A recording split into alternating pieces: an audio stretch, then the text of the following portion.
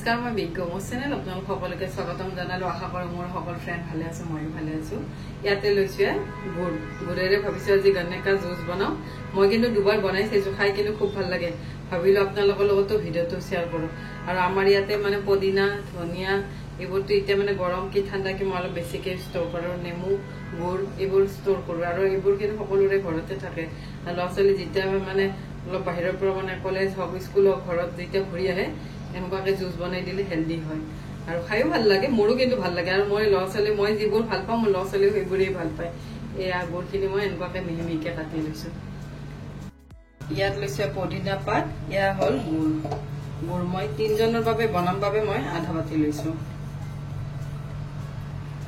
ইয়াতে দিলে পদিনাৰ পাত কিনে আনা জুসতকে এইবোৰ কিন্তু হেলদি জুস ইয়াত লৈছো নেমু ৰসখিনি মই উলিয়াই লম বাটিটো ইয়াতে দিলে নেমু ৰস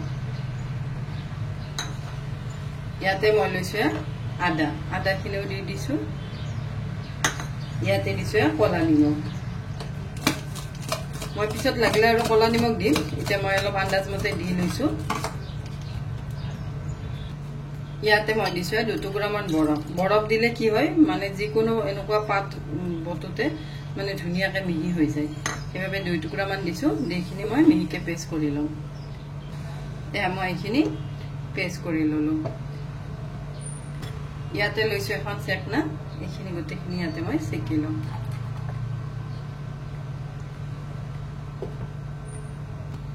ইয়াতে মই দিছো পানী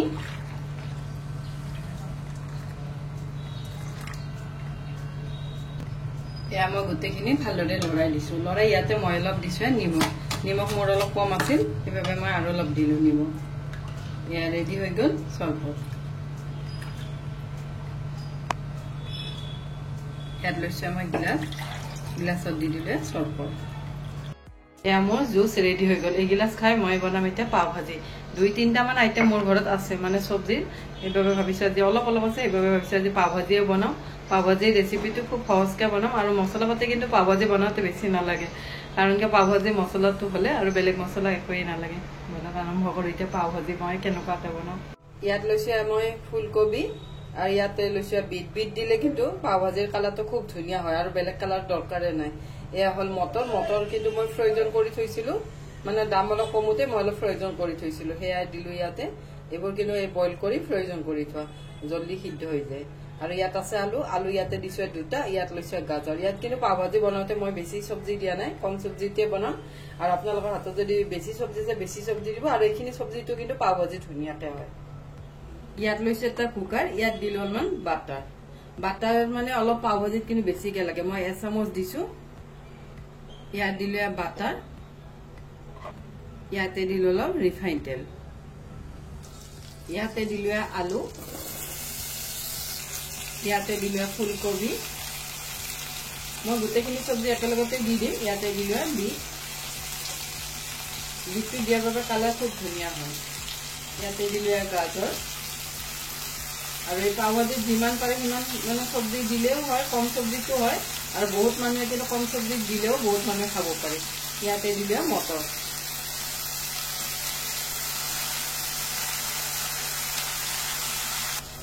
ইয়াতে দিলো সোৱাদ অনুসৰি নিমখ মই একেবাৰতে দি ললো ইয়াতে দিলো হালধি পাউডাৰ ইয়াত কিন্তু বেলেগ মছলা মই বিশেষ নিদো পাও ভাজি মছলাৰে বনাম ইয়াত দিলো পাও ভাজি মছলা 1 চামুচ ডাঙৰ চামুচেৰে দি মই গোটেইখিনি ভালদৰে লৰাই দিছো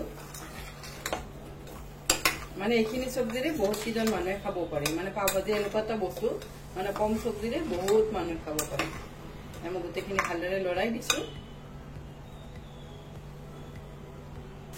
মই গোটেইখিনি সবজি লৰাই দি ইয়াতে দিলো পানী মই ইয়াতে দিলো 1 গিলাস পানী দি এতিয়া মই কুকাৰৰ ঢাকনখন লগাই দিম লগাই ইয়াতে 4-5টা মান হুইচেল দি লম তেতিয়া ধুনীয়াকৈ মানে গোটেইখিনি সবজি ভালদৰে গলি যাব ইয়াতে কাটি লৈছো পিয়াজ বিলাহী আৰু ইয়াত লৈছো ক্যাপসিকাম পিয়াজ কিন্তু অলপ পাও ভাজিত বেছি লাগে আৰু ইফালে লৈছো আদা নহৰু আৰু কেঁচা জলকীয়া এইখিনি মই অলপ থেতি লৈ লম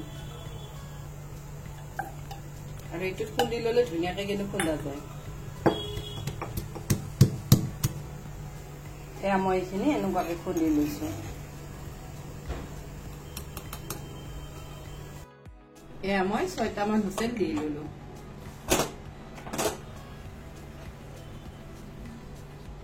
ইয়াতে মই লৈছোঁ এডাল পটেটো মেচাৰ। এইখিনি গোটেইখিনি চব্জিয়ে ভালদৰে এনেকুৱাকৈ মেচ কৰি ল'ম। গোটেইখিনি চব্জি একদম ধুনীয়াকৈ ভাঙি ভাঙি যায়। আৰু পাও ভাজি চব্জিবোৰ একদম মানে চিন নোপোৱা হৈ যায় যে কি চব্জি দিছোঁ আমি, কোনেও গম নাপায় পাও ভাজি বনাওঁতে। এয়া মই গোটেইখিনি মেচ কৰি ললোঁ, এনেকুৱাকৈ ভাঙি লৈছোঁ গোটেইখিনি চব্জি। আৰু যিবোৰ বাকী আছে সেইবোৰো এনেকুৱাকৈ খন্তাখনেৰে এনেকুৱাকৈ দিম। আৰু পটেটো মেচাৰ হওক বা গ্ৰাইণ্ডাৰ হওক যিকোনো দিয়ে, কিন্তু এইখিনি পেষ্ট কৰি ল'ব পাৰি। গোটেইখিনি মিক্স কৰি ললোঁ। ইয়াতে লৈছোঁ এটা কেৰাহী, ইয়াত দিলোঁ অলপমান বাটাৰ, ইয়াত দিলোঁ অলপমান ৰিফাইন তেল, ইয়াত দিছোঁ পিঁয়াজ। পিঁয়াজখিনি মই একেবাৰে মিহি মিহিকৈ কাটি লৈছোঁ। ইয়াত দিছোঁ আদা, নহৰু আৰু কেঁচা জলকীয়াৰ পেষ্ট, সেইখিনিও ইয়াৰ লগত ভাজি ল'ম।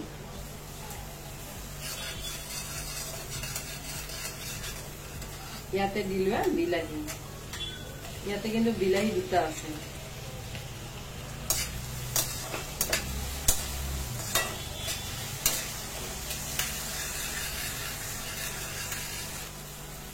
ইয়াতে অলপমান দিছোঁ নিমখ, ইয়াত দিছোঁ অলপমান হালধি পাউডাৰ, ইয়াতে দিছোঁ অলপমান ৰঙা জলকীয়া পাউডাৰ দি গোটেইখিনি ভালদৰে লৰাই দিছোঁ।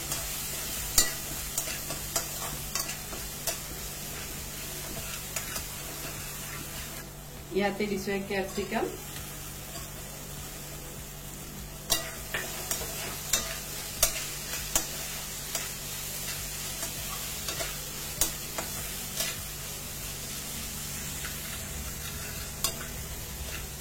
মই গোটেইখিনি ভালদৰে লৰাই দিছোঁ।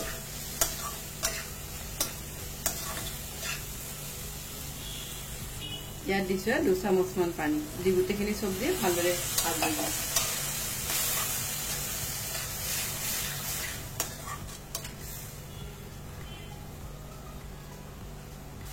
এয়া মই গোটেইখিনি চব্জি ভালদৰে আৰু ভাজি ললোঁ। ইয়াতে মই এইখিনি দি দিম। আৰু এনেকুৱাকৈ চব্জি বনালে বহুত মানুহ খাব পাৰে, মানে কম চব্জিটো বহুত হৈ যায় আৰু বনাওঁতেও সহজ, বেছি সময়ো নালাগে। দি গোটেইখিনি ভালদৰে লৰাই দিছোঁ। আৰু মই ইয়াতে বেলেগ কালাৰ একোৱেই দিয়া নাই, বিটৰ কালাৰটোতে পাও ভাজি কালাৰটো খুব ধুনীয়া হয়। আৰু অলপ বইল কৰি ল'ম ভালদৰে। এয়া মোৰ ৰেডি হৈ গ'ল পাও ভাজিৰ তৰকাৰী। ইয়াৰ ওপৰত দিলোঁ অলপ ধনিয়া পাত, ইয়াতে কিন্তু কচুৰি মেথিও দিব পাৰে, তথাপি ধনিয়া পাত দিলে ফ্লেভাৰটো ভাল লাগে। এয়া ৰেডি পাও ভাজিৰ তৰকাৰী। আৰু এনেকুৱাকৈ বনালে খুব সহজতে হয়। ইয়াত লৈছোঁ মই এইটো বনটো ইয়াত লৈছোঁ এনেকুৱাখন চুৰিৰে এনেকুৱাকৈ কাটিম, কাৰণ এইখন কাটোতে কিন্তু সেই চুৰিৰে কাটিলে বনবিলাক দেখাত বেয়া দেখা হয়। এনেকুৱাকৈ এখন চুৰিৰে কাটিলে কিন্তু খুব ধুনীয়াকৈ কাটা যায়। ইয়াত লৈছোঁ এখন টাৱা, ইয়াতে দিলোঁ বাটাৰ। পাও ভাজিত অলপ মানে তাৰ চব বস্তুতে অলপ বেছিকৈ লাগে, তেতিয়া কিন্তু খাই বেছি ভাল লাগে। মই বাটাৰখিনি মেল্ট কৰি ল'ম। আৰু যিসকলে বাটাৰ নাখায় ইয়াতে ঘি দিব পাৰে, ঘি দিলেও বেয়া নালাগে। মোৰ বাটাৰখিনি মেল্ট হোৱাত ইয়াতে দিলোঁ অলপমান পাও ভাজি মছলা, ইয়াত দিছোঁ অলপমান ধনিয়া পাত, ইয়াত দিলোঁ পাও। এনেকুৱাকৈ মছলা লগত গোটেইখিনি ভালদৰে লৰাই দিছোঁ।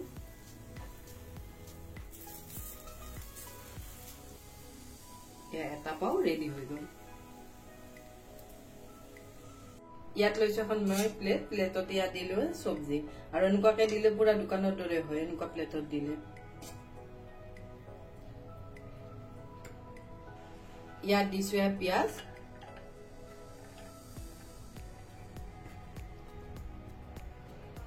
ইয়াতে দিছোঁ নেমু,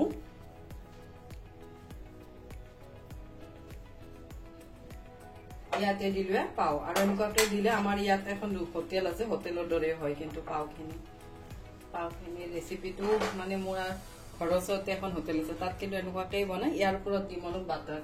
পাও ভাজিত খালি অলপ বাটাৰ বেছিকৈ লাগে, বেলেগ একোৱেই বেলেগ নালাগে। ইয়াতে দিলোঁ বাটাৰ। এয়া মোৰ ৰেডি হৈ গ'ল পাও ভাজি।